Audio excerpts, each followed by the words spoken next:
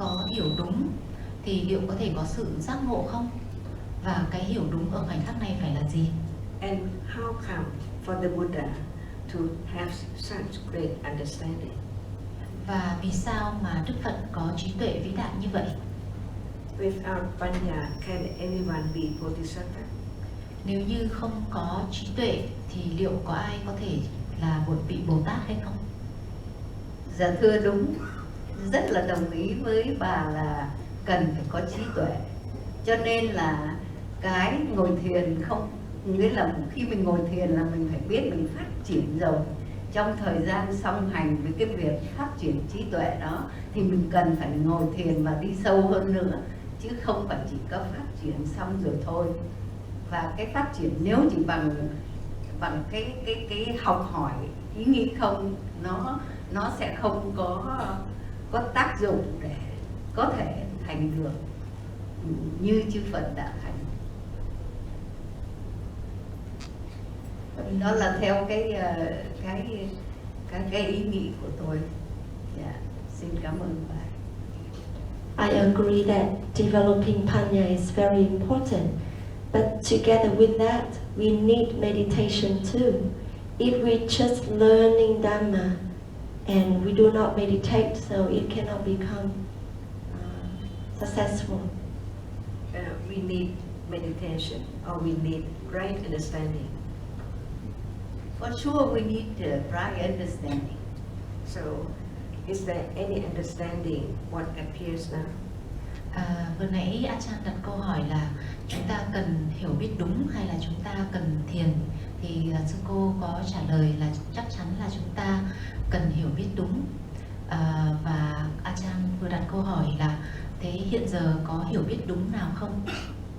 Thưa có chứ. Yes, I do.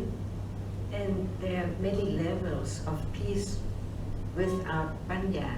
It's not as when there is panya. Và khi mà nói về sự an tịnh thì cũng có nhiều mức độ an tịnh khác nhau. Sự an tịnh đi kèm với hiểu biết đúng thì nó sâu hơn là sự an tịnh không kèm với hiểu biết đúng. And what is more peaceful? Peaceful with panya or peaceful without panya? Và cái nào là cái nào an tịnh hơn, an tịnh với hiểu biết đúng hay là an tịnh không với hiểu biết đúng? Đương nhiên là an tịnh với hiểu biết đúng chứ. Cái đó đâu có thể nào phủ nhận được điều đó. Obviously, peace together with understanding.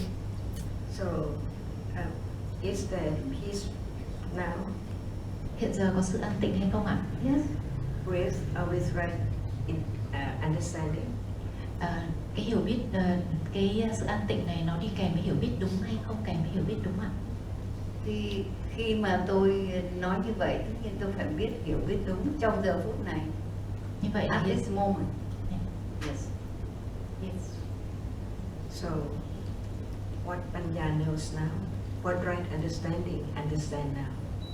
Vậy hiểu biết đúng hiện giờ hiểu điều gì ạ? Hiểu là tất cả mọi pháp nó xảy ra, mình cũng coi nó như là nó đương nhiên nó phải có duyên. Tôi có duyên tôi mới được gặp quý giảng sư ngày hôm nay. Thì tất cả đều do duyên và mình chấp nhận cái duyên đó. Nhưng mà nếu mà thí dụ bây giờ tôi muốn hiểu thêm thì tôi còn phải tạo một cái duyên để tôi gặp bà thêm, tôi học thêm. Đó cũng là cái mà mình muốn. Đâu có phải tự nhiên mà ngồi đây mà chờ được gặp bà, cũng phải có dự tính, phải có cái muốn thì nó mới tiếp tục đi được. Chứ nếu không thì tôi nói cứ để tự nhiên thì có thể không có khi nào tôi gặp bà lần thứ hai. Đó cũng phải đã xin cho cô.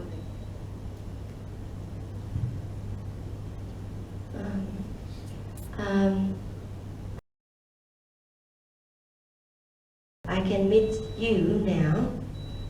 However, I think that we should create more conditions so that I can meet you more.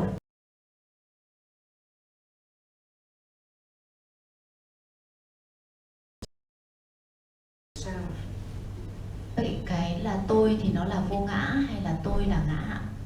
Dạ thưa, nếu mà nói về tục đế thì phải có tôi trong đó mới nói chuyện được. Còn nếu mà nói vô ngã thì đương nhiên không có tôi, nó chỉ là cái thân thể này thôi. Nhưng mà nếu mà khi mình Giờ hay không ạ? cái thấy thì như Phật nói là mình thấy, cái thấy là chỉ thấy thôi. Nó không hiểu đúng không ạ? Đó. Thì cái chỉ thấy là cái thấy, mà những cái thấy của mình đây theo Phật nói là nó là do duyên nó hiện lên thôi, và mình chấp nhận những Rõ là cái thấy không phải là ta, và bản thân hiểu đúng cái hiểu này cũng không phải là ta. And this Và đây chính là cái mấu chốt của việc lắng nghe giáo lý. thì nghe hết. Bây giờ là nghe và muốn nghe nữa, nhưng mà nghe nó chỉ biết lúc đó thôi, chứ sau khi đó thì mình cũng nghe cũng thấy, nhưng mà để mà tiếp tục phát triển được thì mình cần phải học hỏi thêm chứ. Nếu mà muốn học hỏi thì là phải có một cái phương pháp nào để cho mình, để mình tiếp tục mình học thêm chứ. Nếu như vậy, nếu mà nói cứ để tự nhiên thì đâu có ai cần phải làm cái gì đâu. Những người tu không phải làm gì hết thì nó đâu có kết quả, thì cũng như là trở lại những người giống như người phàm nhân thôi. So at the moment of listening, there may be understanding at that time, but to continue to have more understanding, so we have to keep learning. So there must be some methods to learn, and if we just let it go naturally, then the monks do nothing and they just become like lay people. is this moment not natural? Cái khoảnh khắc này nó có phải là tự nhiên không ạ? Yes, So it is. learn to understand this moment Yes, I do. now. Vậy thì hãy học để hiểu về khoảnh khắc hiện giờ. So when we learn, as like you say, about this moment, we learn that actually there are just different citas, moments of seeing, hearing, smelling, tasting, touching and thinking all day long. Như cô có nói là chúng ta cần phải học hỏi, thì như hiện giờ chúng ta đang học rằng tất cả những cái gì đang sinh khởi thì đều là tâm thấy, tâm nghe, ngửi, nếm, xúc chạm và suy nghĩ, và chúng tiếp nối thay nhau suốt cả ngày. And this is just the same whether we are a nun or a lay person or a monk or anyone else. Và cái điều ấy nó luôn xảy ra dù bất kể ta là người xuất gia, như là một cô, như là một người tu nữ, hay là một vị tỳ kheo, hay là một người cư sĩ tại gia, hay bất cứ người nào khác. Actually, in reality, just as we discussed this morning, there is no body, no hand, there is no nun or no lay person. There are just citas, cetasikas and rupas. Theo nghĩa chân đế thì không có cái thân này, không có những vị xuất gia hay là người tại gia, mà chỉ có các tâm sở và sắc mà thôi. So when the Buddha talked about different realities to be understood, it was for everyone, not just for monks or nuns, but for anyone who had the interest and accumulations to develop understanding. Và vì vậy khi mà Đức Phật thuyết giảng về chân lý thì những lời dạy đó không phải chỉ hướng tới những người xuất gia, mà cũng hướng tới cả những người tại gia, bất cứ ai có những tích lũy đủ để hiểu đúng những lời dạy của Ngài. This is why he never told us that we should all go and live in a cave for 49 days like he had done before he became enlightened, but instead he taught about seeing, hearing, the five khandhas, all the realities we discussed this morning, no matter where and when. Vì vậy cho nên là Đức Phật đã không nói mọi người hãy làm những điều giống hệt như là Ngài đã làm trước khi Ngài giác ngộ, mà ngược lại Ngài lại dạy về sự thật của các pháp, bản chất của chúng là gì, thế nào là cái nghe, cái thấy, suy nghĩ, vân vân. And as you agree, in addition to these 5 khandhas, of these different conditioned realities, there isn't a separate self or soul, as someone mentioned this morning. Và như là cô cũng đã thống nhất, đó là bên ngoài ngũ uẩn mà Đức Phật đã giải thích, đã giảng, thì không có một cái tự ngã hay là một cái tôi nào nằm ngoài ngũ uẩn cả, không có một cái linh hồn nào như là câu hỏi của bác sáng nay có đề cập tới, nằm bên ngoài ngũ uẩn. So he didn't teach that in addition to the rupas that arise and fall away, and the Vedana and all the other realities we discussed, in addition there must be a self or an I that makes opportunities or sets up special conditions. Và Ngài đã giảng rằng tức là bên cạnh những cái yếu tố mà ta gọi là ngũ uẩn như là sắc uẩn, thọ uẩn, tưởng uẩn, hành uẩn, thức uẩn, thì không có một cái tự ngã nào riêng rẽ để tạo ra những cơ hội hay là tạo duyên hay là làm một cái gì riêng rẽ ngoài những uẩn luôn luôn sinh và diệt do duyên của chúng. Because when there's the idea, I should be able to do something extra, or I should be able to make a better opportunity, or I must keep learning. It's just thinking at this moment, and thinking can think about anything. Bởi vì ở khoảnh khắc có suy nghĩ rằng tôi cần phải làm thêm một số điều, hay là tôi cần phải tiếp tục nghiên cứu, hay là tôi cần phải thực hành chẳng hạn, thì tất cả ở khoảnh khắc đó thì duy nhất cái đang tồn tại đó là suy nghĩ. Thinking can think I should focus more on an object, or I shouldn't be too lazy, or I shouldn't waste my time, or this would be a better subject for understanding. But it's just thinking, moments of thinking that are conditioned. Suy nghĩ thì có thể suy nghĩ về bất cứ điều gì, nó có thể nghĩ rằng là bây giờ mình cần phải tập trung vào chủ đề này, hay là nó nghĩ rằng bây giờ mình phải tiếp tục nghiên cứu, hay là nó nghĩ rằng mình nên lựa chọn cái đối tượng này để chánh niệm. Nó có thể suy nghĩ về bất cứ điều gì, nhưng mà suy nghĩ thì vẫn chỉ là suy nghĩ, và nó cũng là một pháp do duyên sinh mà thôi. The thinking is real at this moment, and it's conditioned by the previous habits and tendency to think in that way. But those ideas that are thought about are just ideas, just concepts, not reality. Suy nghĩ thì nó là một pháp do duyên, và nó duyên bởi những cái tích lũy đã có, tức là những cái thói quen suy nghĩ theo một cách nào đó. Nhưng mà bản thân nó thì nó cũng chỉ là một pháp, nó do duyên mà thành, và cái mà nó nghĩ về thì chỉ là nhưng mà nó là thực, còn cái mà nó nghĩ về thì chỉ là những khái niệm, những cái ý niệm mà thôi. So even now, at this very moment, when there's thinking about making opportunities, turning left, turning B, doing this, doing that, there can be awareness and understanding even now of thinking as thinking. And this is Citta-nupassana, Dhamma-nupassana, even at this moment.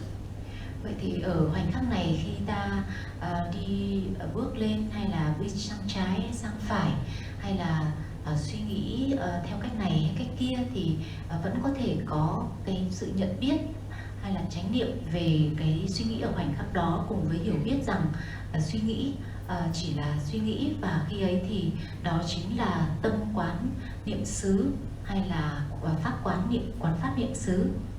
And there can be understanding even now that actually no one who can make opportunities, no one who can follow a method, no one who can do anything at all, because sabbe sankhara anicca dukkha anatta, beyond anyone's control. Và ngay như vậy thì ngay ở khoảnh khắc này có thể có cái hiểu biết rằng là bất cứ pháp nào sinh khởi, dù là pháp gì đi nữa, thì nó đều là do duyên sinh mà thành, và nó đều là vô thường, là khổ và vô ngã, giống như là Đức Phật đã dạy. Tất cả các pháp hữu vi là vô thường, tất cả các pháp hữu vi là khổ, và tất cả các pháp là vô ngã. And like we discussed this morning, when the understanding that there really are only dhammas which are anatta becomes firmer and firmer.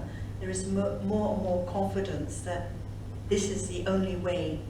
It's useless to think about a method or I doing anything to try and hasten understanding, but understanding itself will accumulate and develop because of the wise reflection and the understanding now.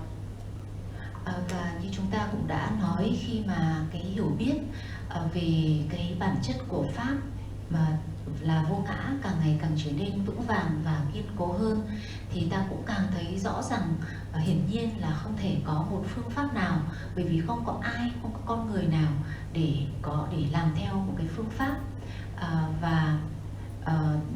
Ta sẽ thấy rằng chính những khoảnh khắc của sự suy xét chân chánh về bản chất của Pháp hiện khởi, nó sẽ được tích lũy lớn mạnh và dần dần phát triển để hoàn thiện con đường. Helpful points to raise for everyone, and as the gentleman said this morning, it's very subtle. Và đây là một cái điểm mà nó rất là vi tế và nó cũng rất là hữu ích để cho tất cả mọi người cùng được nghe và suy niệm, cũng như là sáng nay bác cũng đã có cái nhận xét lúc cuối buổi là giáo pháp của Đức Phật thật là khó hay là vi tế.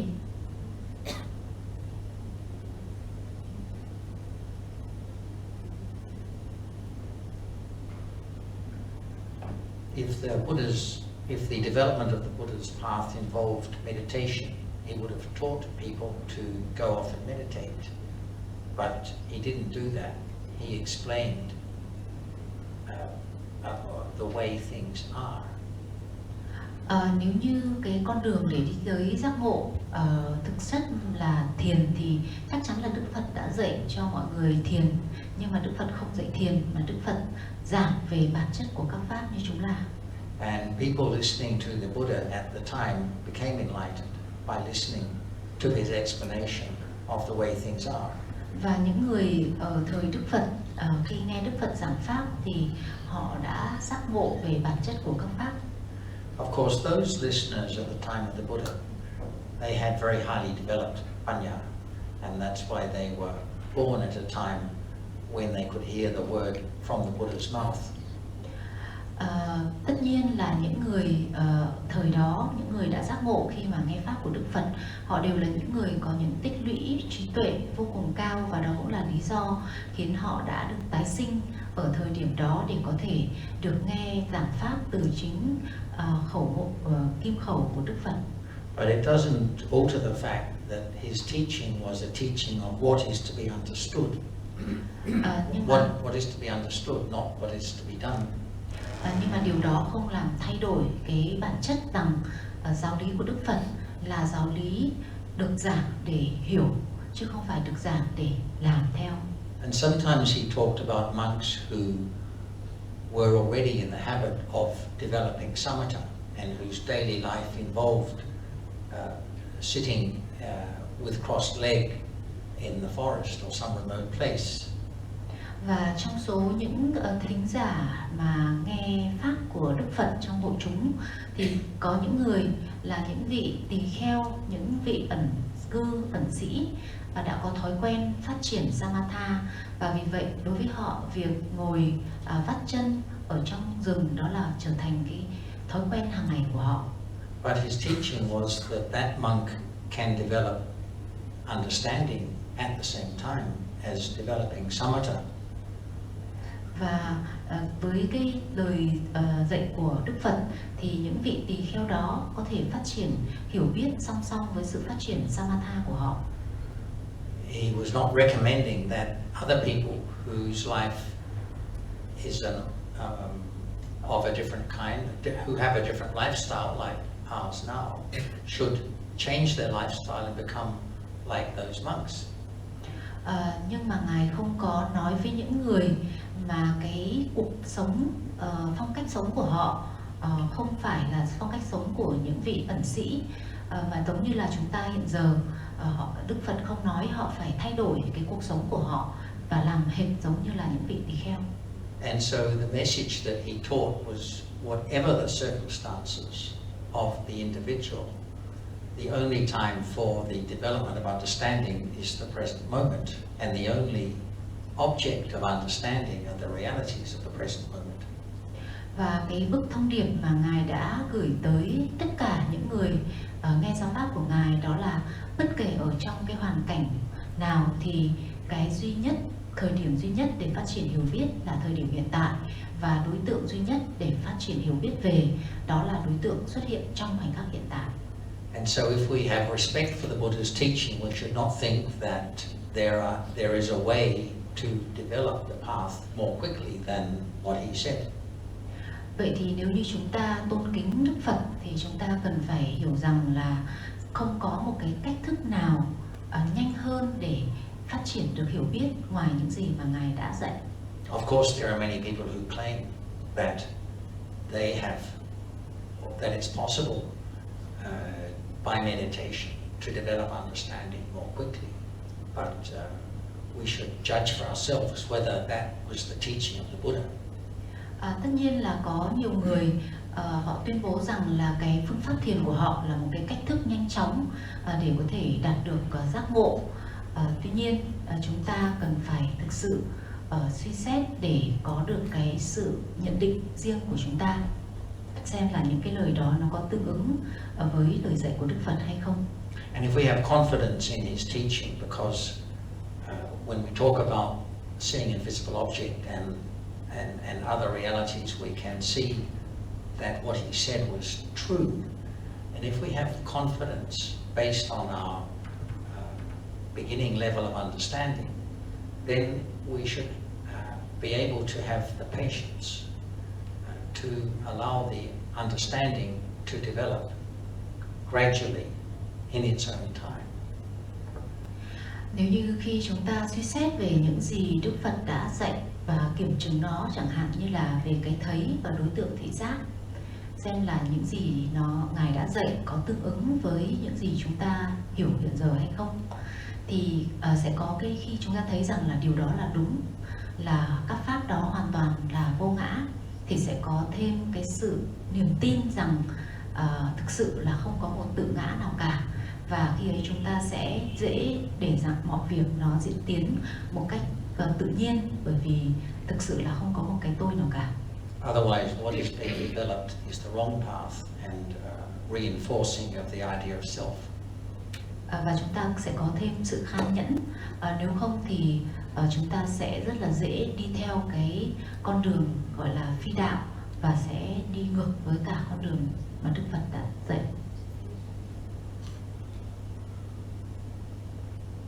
That is seeing right now. What kind of meditation that can understand it as it is? Hiện giờ đang có cái thấy, cái phương pháp thiền nào có thể hiểu về cái thấy với đúng bản chất của nó hiện giờ hay không? Seeing arising and falling away now, what method that can experience directly the moment when it arises and falls away? Hiện giờ đang có cái thấy sinh và diệt. Vậy thì phương pháp nào hay là phương pháp thiền nào có thể liễu ngộ sự sinh diệt của cái thấy một cách trực tiếp lúc này đây? So is it possible to have any method to lead to understanding seeing right now as it is, as ourselves? Vậy thì liệu có thể có một cái phương pháp thiền nào có thể dẫn tới việc hiểu về cái thấy hiện giờ là sinh và diệt và là vô ngã hay không? So it's exactly the same of whatever reality right now is: hearing, smelling, hardness, softness, thinking. Is there any method? Và cũng tương tự đối với cả những căn khác, về cái nghe, về ngửi, nếm, xúc chạm và suy nghĩ, có cái phương pháp nào để trực tiếp kinh nghiệm chúng hay không? Con mời sư cô. Thưa, nếu mà nói về như hồi nãy đó ông có nói về là trong thời Đức Phật đó, thì vì những người mà cùng thời với Đức Phật đó là họ đã tích lũy rất nhiều cái thiện phước của người ta, cho nên là người ta đồng thời cũng chấp nhận là đồng thời lúc đó người ta vừa nghe pháp và ta vừa ngồi thiền và ta chứng ngộ. Thì đó là cái thời đó. Còn bây giờ đã qua bao nhiêu năm rồi, chúng sanh bây giờ rất là tích lũy tất cả những tập khí nhiều xa Phật rồi, cho nên là nếu mà cứ để như thời đó thì chúng sanh khó có thể đạt được những cái như Đức Phật đã chứng.